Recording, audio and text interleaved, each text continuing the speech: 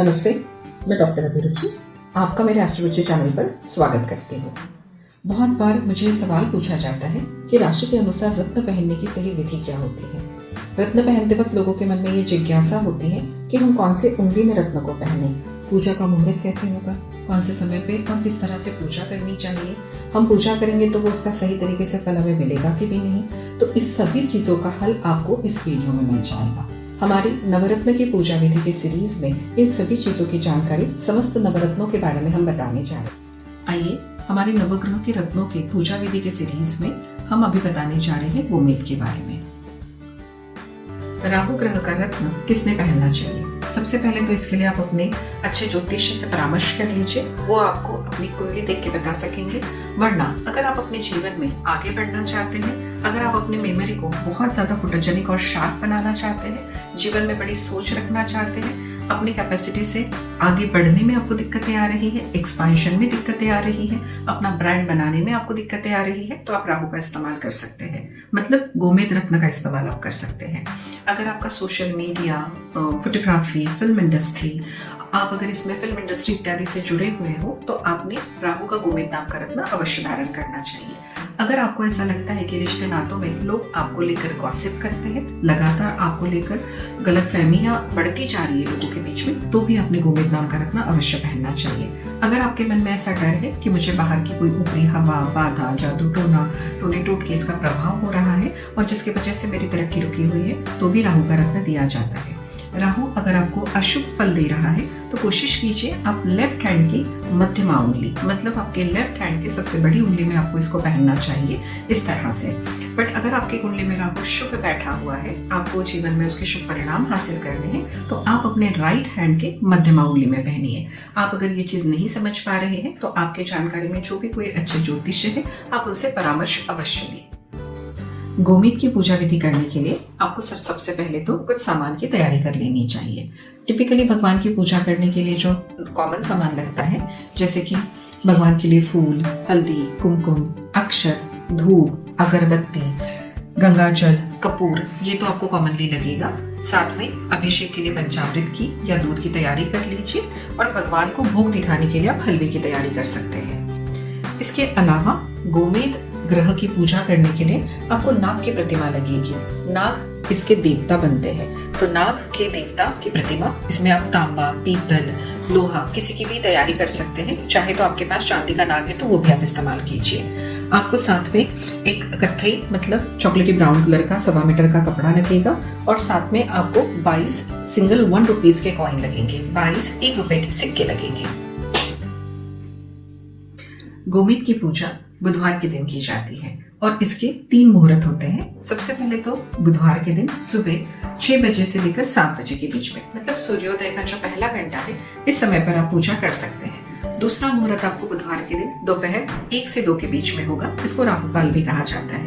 इसके बाद बुधवार के दिन रात के समय 8 से 9 के बीच में भी आप इसकी पूजा कर सकते हैं। इन 3 समयों में से जो भी समय आपके लिए कंफर्टेबल है, आप उसका चुनाव कर सकते हैं। सर्वप्रथम गोमेद की अंगूठी की पूजा करने के लिए आपको बुधवार के दिन सुबह 6 से 7 का समय अगर आप चुन रहे हैं, तो मंगलवार रात को ही आप दूध, गंगाजल या गौमूत्र में उसको डाल दीजिए। दूध, गंगाजल, गौमूत्र में इस तरह से आपको अंगूठी रहकर छोड़ देनी चाहिए। अगर आप दिन का, दोपहर का या रात का समय ले रहे हैं, तो आप पूजा समय के 1 से 2 घंटे के पहले भी इस तरह से इसको दूध, गंगाजल या गौमूत्र में रख सकते हैं। पूजा के समय आप इसको निकाल दीजिए और शुद्ध पानी में साफ कर लीजिए। शुद्ध पानी में साफ करने के बाद आपको इसको इस तरह से ड्राई कर लेना है, सुखा लेना है। सुखा के आप इसको एक छोटे से प्लेट में रख दीजिए। प्लेट में रखने के बाद प्लेट में रखने के बाद आपको पंचामृत के साथ राहु के मंत्रों का जाप करते हुए, मतलब कि ओम रा राहवे नमः, ओम रा राहवे नमः, ओम रा राहवे नमः, इस तरह से मंत्र बोलते हुए अभिषेक कर लेना है। अभिषेक करने के बाद आप इसको साफ पानी से इस तरह से धो लीजिए।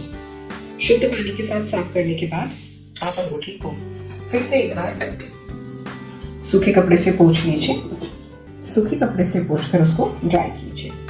इस तरह से उसके बाद आपको अंगूठी को अपने पूजा स्थान में भगवान के पास एक चौकोर कत्थई रंग का चॉकलेटी ब्राउन रंग का कपड़ा बिछाकर उसमें सवा मुट्ठी काली उड़द की दाल रखकर भगवान नाग की प्रतिमा उसके पीछे प्रस्थापित करके सामने आपको गोमेद की अंगूठी रख देनी है।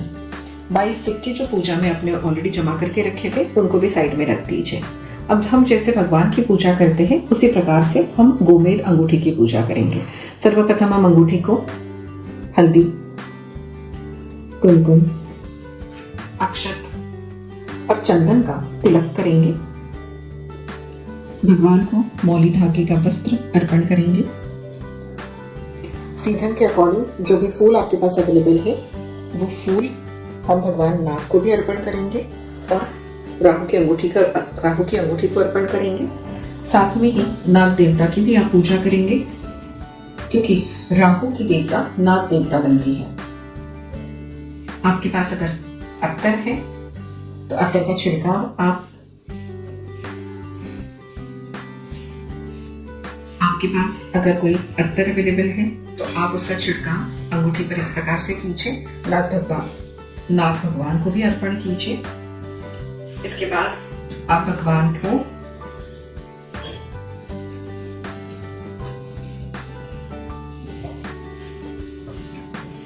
अब आप अपने पास धूप और अगरबत्ती से गोमेद अंगूठी की पूजा करेंगे।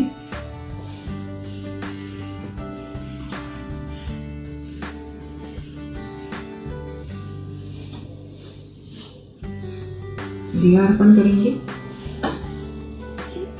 इसके बाद आपको भगवान को भोग अर्पण करना है हलवे का, या आपके घर में अगर हलवा नहीं, ड्राई फ्रूट्स अवेलेबल है, खड़ी शक्कर अवेलेबल है, बाजार की कोई भी मिठाई आपके पास है तो आप इसको भगवान को अर्पण कीजिए।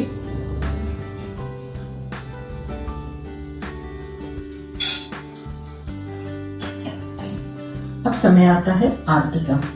राहु की कोई विशिष्ट आरती नहीं होती। काल भैरव देवता की आरती आप कर सकते हैं या भगवान शिव की आरती भी राहु ग्रह के लिए बहुत फायदेमंद होती है।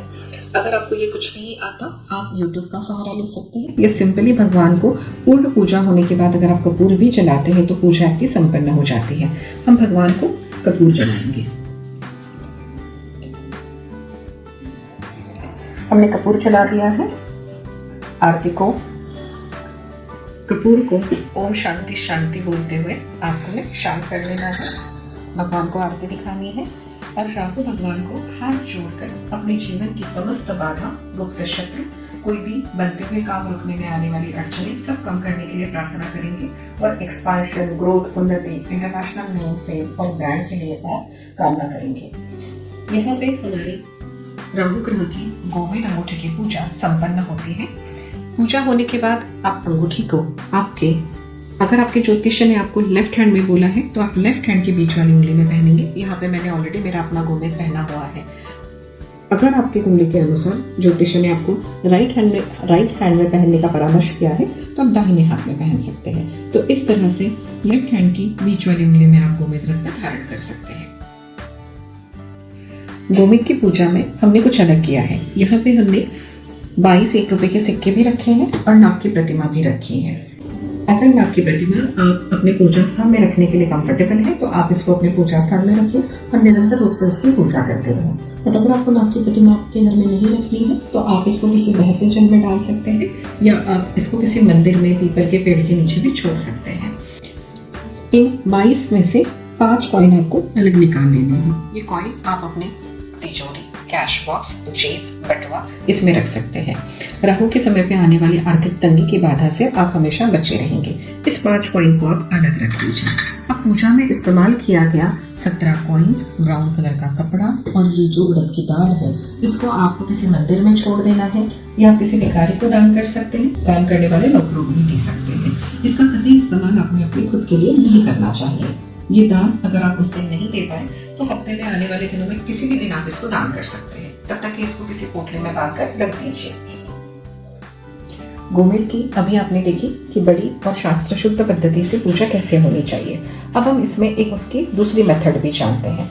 एक बार पूजा करके रत्न पहनने के बाद लगातार 5 से 6 महीने के बाद अगर आप अपने रत्नों का इस तरह से चार्जिंग करते हैं तो रत्न आपको ज़्यादा समय तक अच्छे रिजल्ट्स देंगे और उसका प्रभाव भी बना रहेगा। उसके लिए आपको कोई भी अच्छा मुहूर्त चूज करना है। पूर्णिमा के दिन सभी ग्रहों की पूजा की जा सकती है, तो सारे रत्न इस दिन पहने जा सकते हैं। पूर्णिमा तिथि, गुरु पुष्य योग, सर्वार्थ सिद्धि, अमृत सिद्धि, इस तरह से अनेक मुहूर्त अवेलेबल है। आपको मुहूर्त समझने में अगर दिक्कत आ रही है तो हमारे डिस्क्रिप्शन बॉक्स में आपके लिए लिंक अवेलेबल है, इसमें आप सही समय का चुनाव कर सकते हैं। उस समय पर आपको दूध, गंगाजल और गोमूत्र में अपने हाथ की अंगूठी निकालकर इस तरह से आधा पौन घंटा, 1 घंटा अपने समय की सहूलियत के हिसाब से जो जितना समय आपके पास अवेलेबल है आप उसको छोड़ दीजिए। उसके बाद आपको दूध से वो अंगूठी उठा लेनी है। उसके बाद आपको सादे पानी से उसको वॉश करना है, उसको धो लेना है। धोने के बाद आप इसको ड्राई कर लीजिए, एक सूखे कपड़े से उसको अच्छी तरह से पोंछ लीजिए। पोंछने के बाद आप अपने लेफ्ट हैंड में वो अंगूठी को पहनेंगे।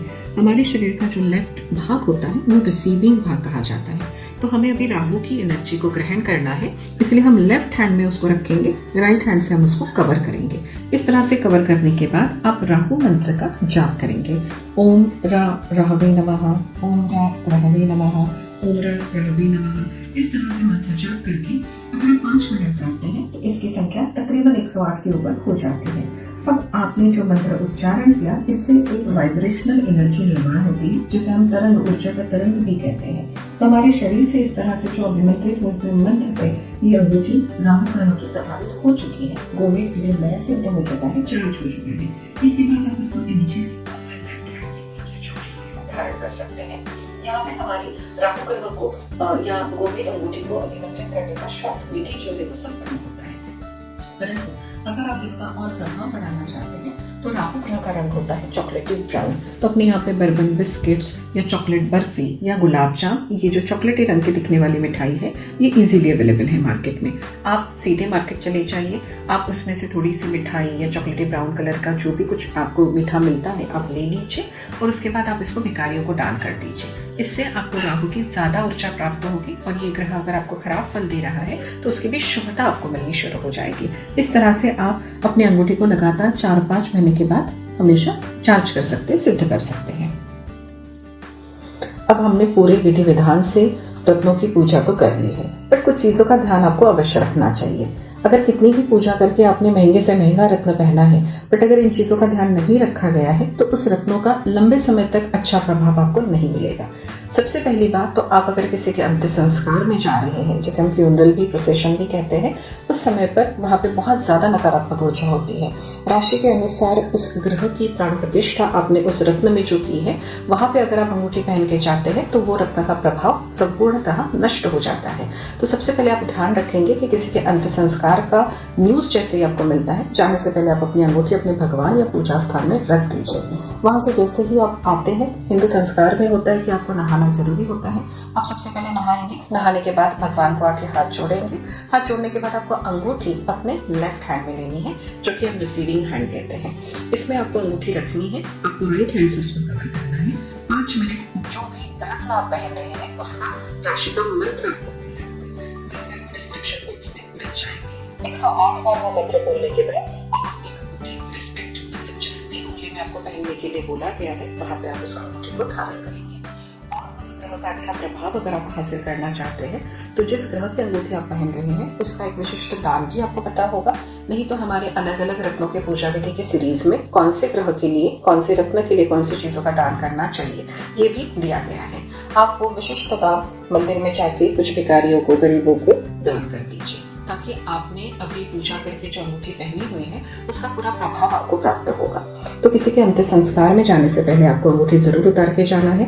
किसी कारणवश आप अगर भूल जाते हैं ऐसा करना तो आने के बाद पूर्णतः पहले तरह से जो बड़ा विधि आपको पहली बार राशि का रत्न पहनने की जो विधि बोली गई है वो आपको फिर से दोहरानी होगी, अन्यथा उसके फल आपको नहीं मिलेंगे।